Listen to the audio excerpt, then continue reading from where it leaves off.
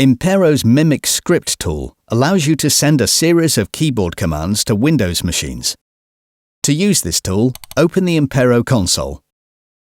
Go to the Admin tab, and then select Run MiMic Script. There are many different keyboard commands that can be applied to machines. In this example, we will create a script to open Notepad. Make sure you have also selected the machines you want to apply the policy to. You will have the option to save the script so that it can be loaded back up in the future. To run the script, click on Send Script. As you can see, the Start menu has been opened and Notepad is now open on the selected machines. This tool can save you valuable time when running an install of software, allowing you to run a script to install software to multiple machines.